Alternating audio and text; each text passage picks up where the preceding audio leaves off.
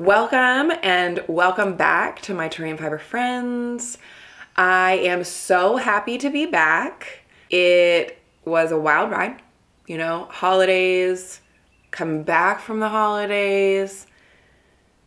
I don't even know really what the wild ride was, and yet it was. It really was. And so here I am, and I am here now.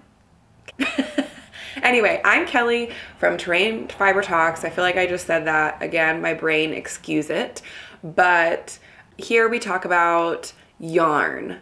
Lots and lots about yarn. I love yarn. Maybe you do too. I talk about knitting. I am not a crocheter, so love to all my crochet people out there, but as of yet, I have not dabbled in that.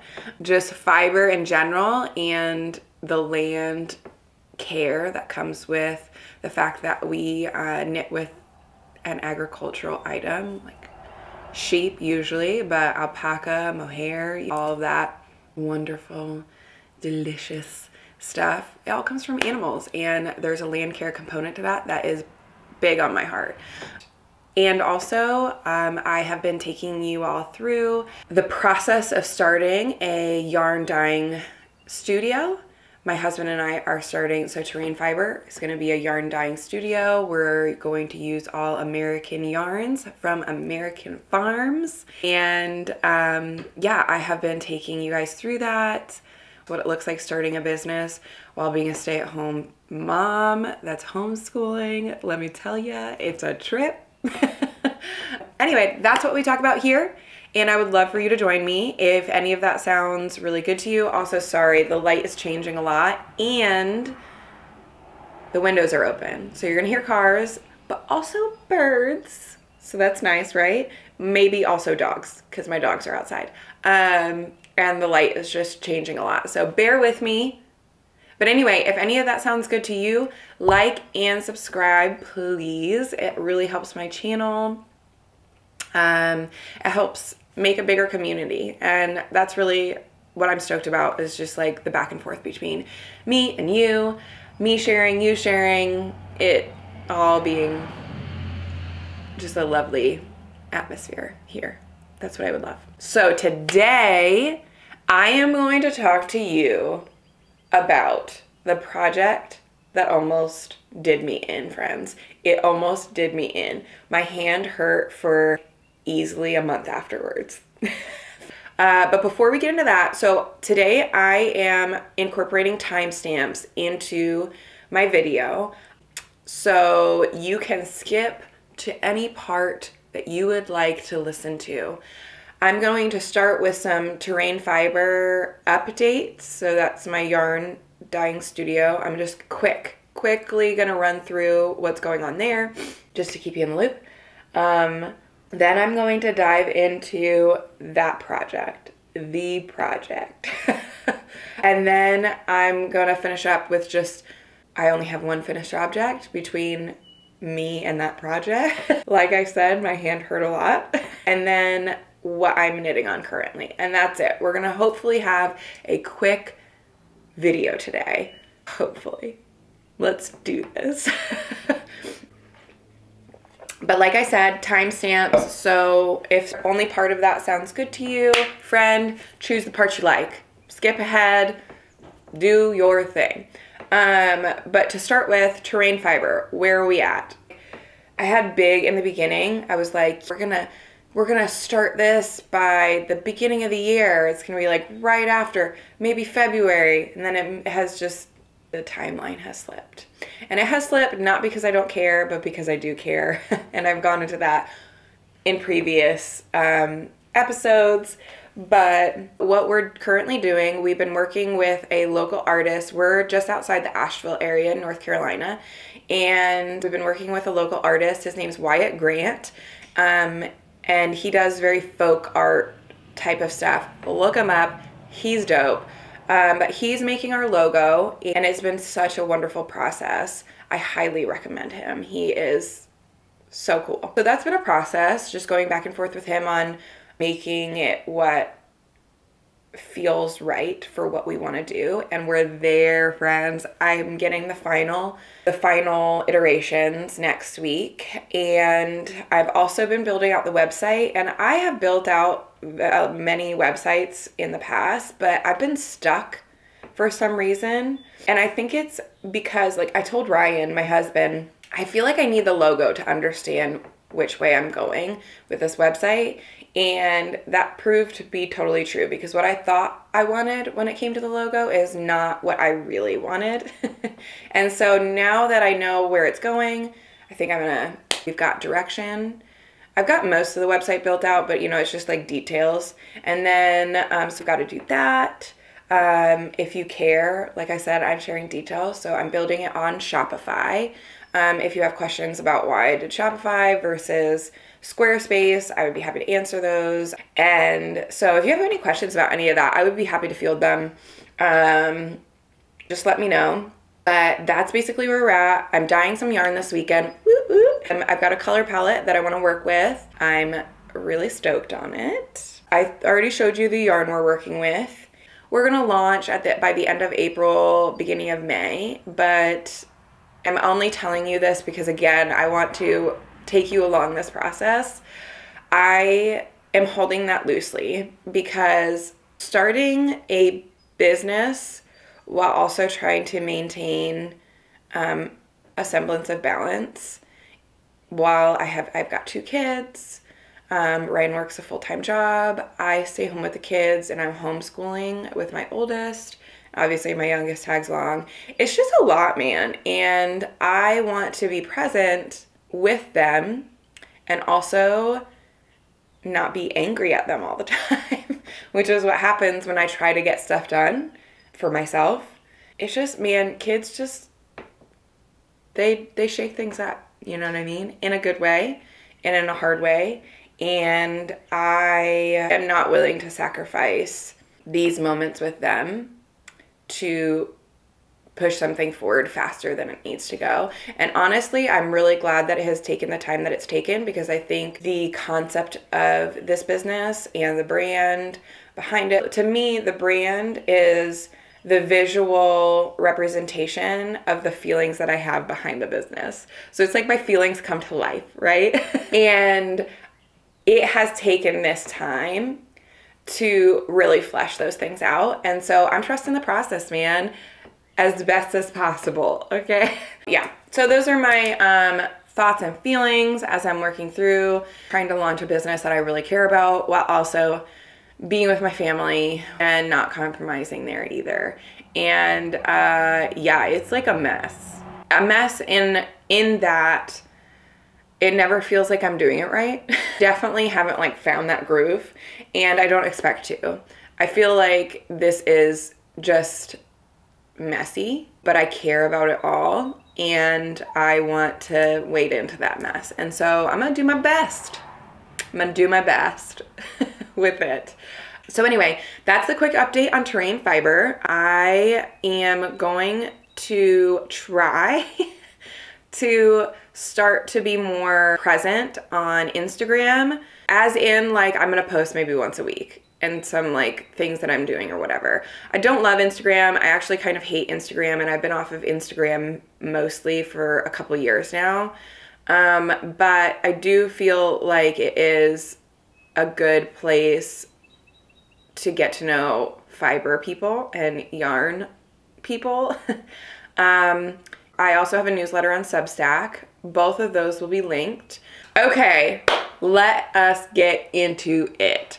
The hardest project of 2024, and I understand that we are at the beginning of 2024, but it was so that it's going to take the cake. Maybe I'm jinxing myself.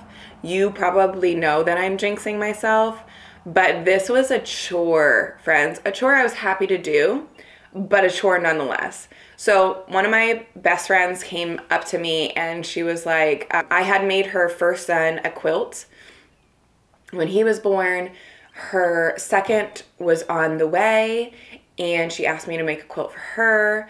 And so I was like, yeah, girl, I got you. And then we moved. So if you don't know, my family almost a year ago, which is wild, moved from Montana to just outside of Asheville in North Carolina. And I have not had any desire to break out my sewing machine since. And so her daughter was born and I didn't make the quilt, and then she was crawling and the quilt still had not been made. And my friend wasn't upset about it. She was fine. But I was like, can we do something else? Is there something else that you would like me to make for her? Because I would love to make something for her, but a quilt just doesn't seem to be happening. And so she wanted this like christening outfit. So for her baby to get baptized in. And she had an eye for like these old, like the vintage types of christening outfits where it's like lace head to toe, bonnet, dress, that's like dress, the booties, all of it. And so that's what we did. We got her christening outfit.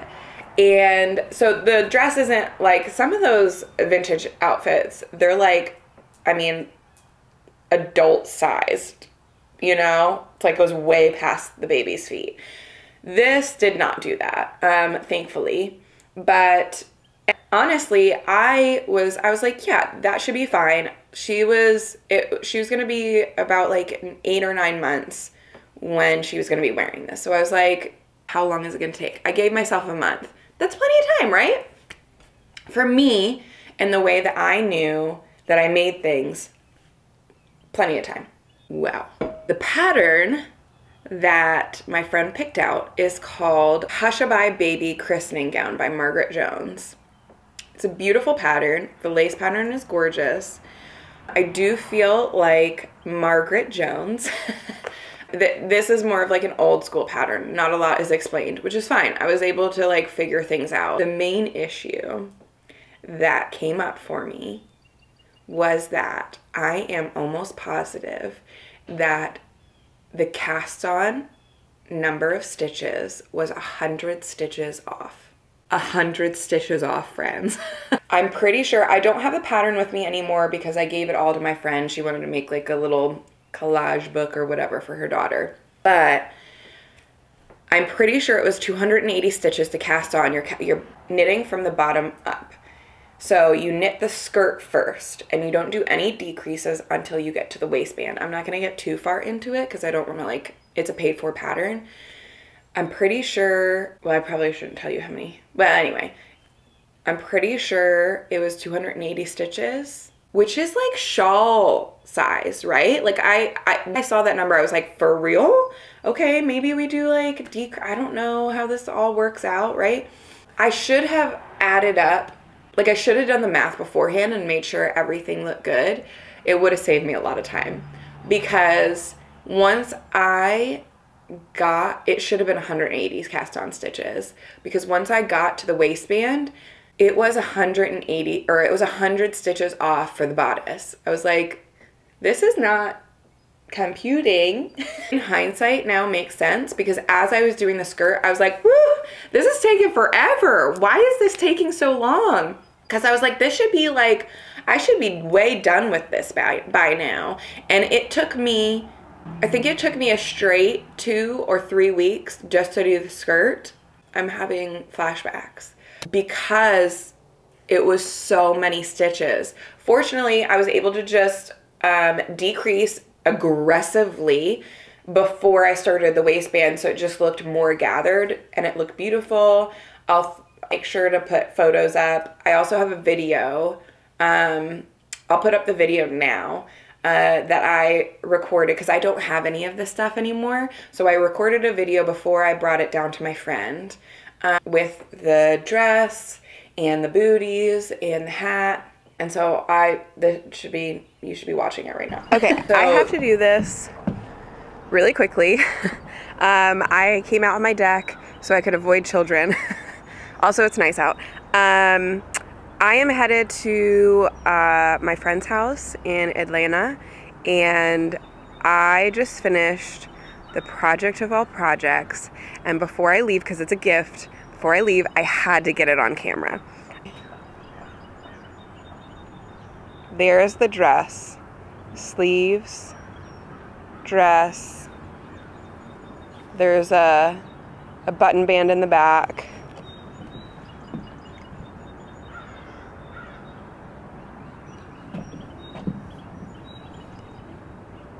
And I will make sure to put pictures once the baby, like with it, you know, without the baby's face in it, but booties.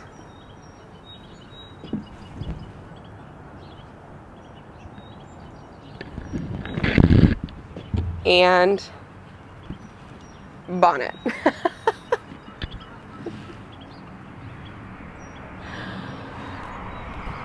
I mean, what? It's so cute, but it was so much work, y'all. Hold on. This was all done on a deadline, right? Like I had to get it done by the time the christening, the baptism was happening. And I'm knitting and I'm like, I don't know why this is taking me so long until I get to that waistband. And I'm like, the math. I did 100 extra stitches per row in this skirt. I wanted to die, guys. It was so much work. The rest went fairly quicker, but I mean, it was all lace. And then it was like sewn in. There was a button placket up the back. The arms, the sleeves were sewn in. They were knit flat, sewn together, and then sewn in. Yeah, the hat and the booties went fairly quickly, obviously. The stitch count was correct on those. It was just the skirt. And then it put everything else on this like rushed timeline. One, I don't work good on timelines. It's not my thing. I'm not one that's like motivated by them. Oftentimes I'll just be like, meh, who cares, and I'll give up. Like I have to have like a good reason. If it's a good reason, then I can do it. So I did it, you know, for my friend.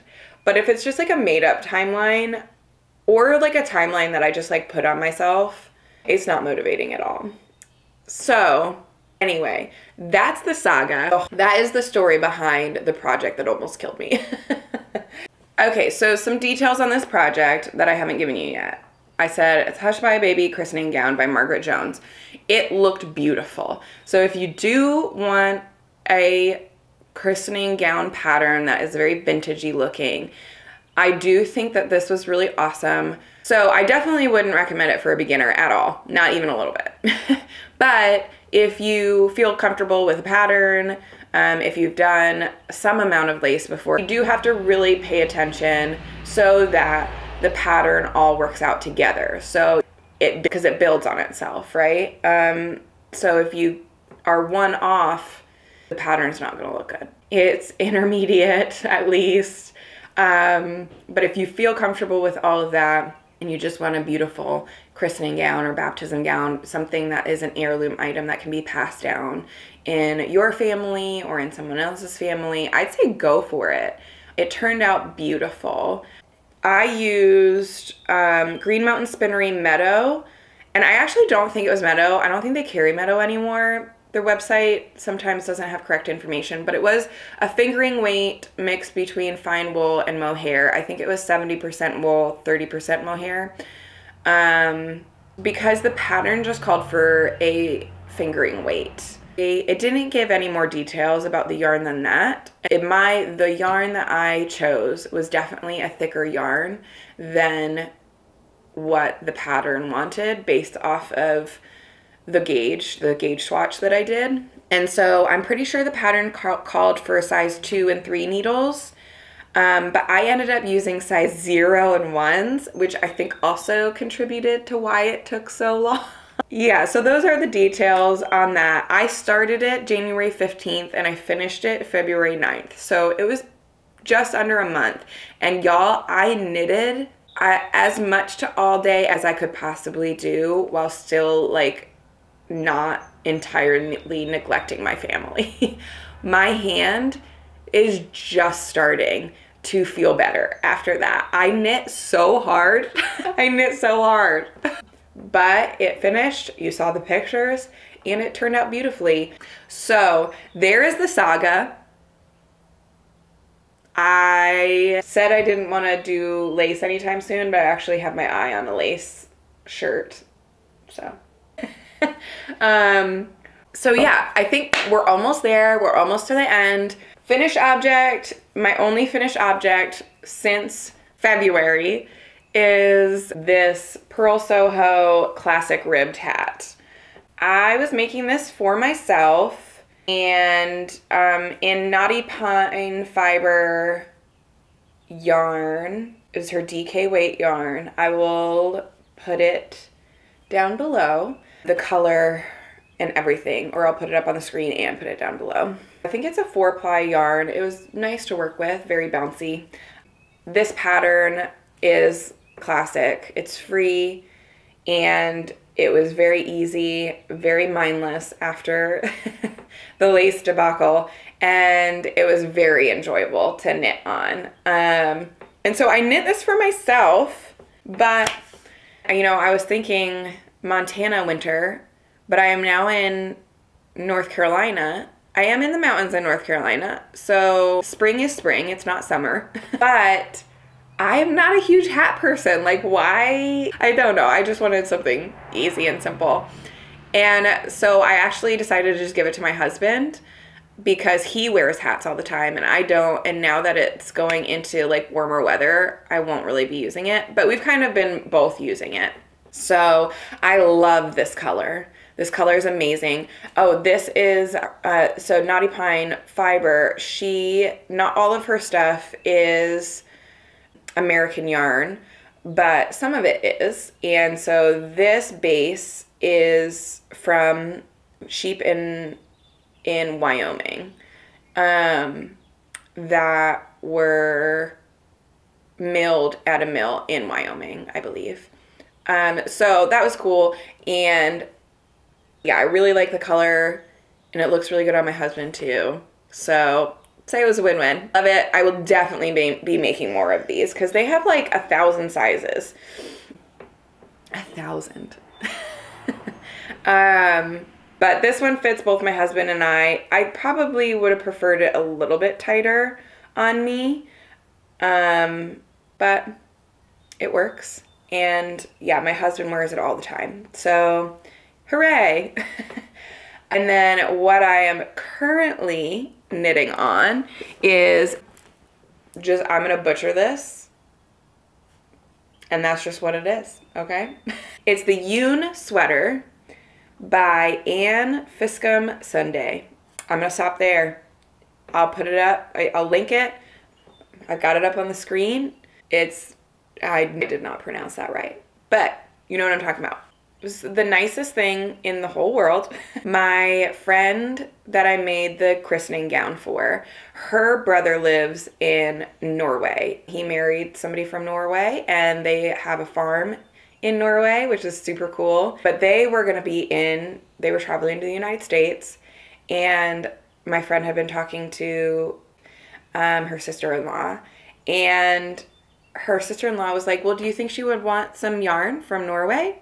My friend was like, yeah, she probably would. And she just bought me a bunch of yarn just to give to me. Like, just gifted it to me. And so she got me some Sandnes yarn. I've been using Kos. I don't know if that's it or not, but I'm using Kos, which is a yarn that I wouldn't typically have bought because it is a blown yarn in that it has, it's a tube. It's a nylon tube.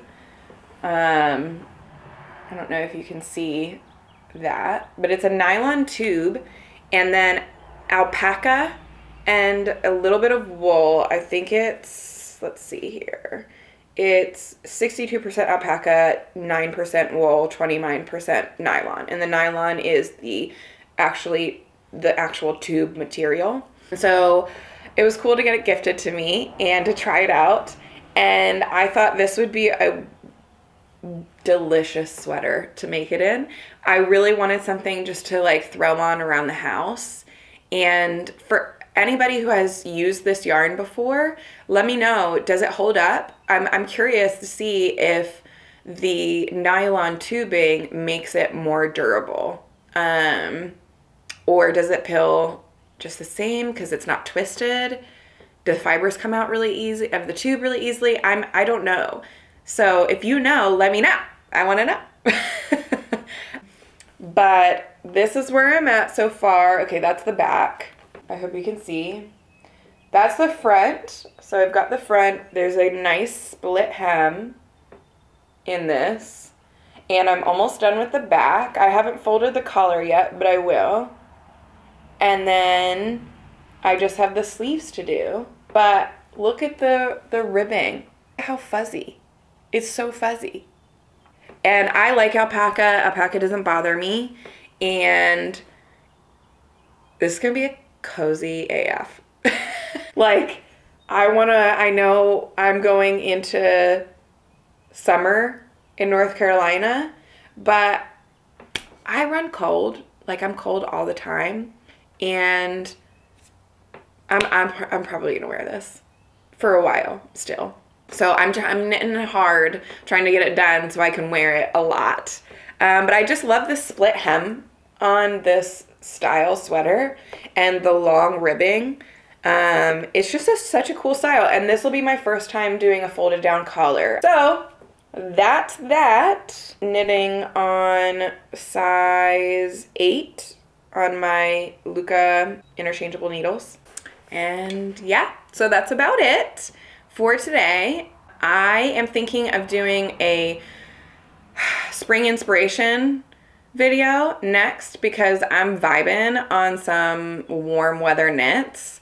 They'll be like a pretty big part of my wardrobe here in North Carolina, and so I'm leaning into it and I'm getting pretty excited about it. So I was thinking about making like cool patterns to do because I have been hard on Ravelry looking into them. So I kind of want to share that with you. Is that something you guys would like? Let me know in the comments, and then let me know if you guys have been loving any spring knits, spring or summer knits, what you're drawn to. I would love to hear. Also, just let me know what you're working on. I want to know. Okay, so don't forget to like and subscribe if you like the video. Give it a thumbs up and hit the subscribe button if you haven't already. And I love you, and you're awesome, and keep making, okay? Never stop making. It makes us all nicer people, and the world just needs more joy. You know what I mean? So keep going. Love you guys.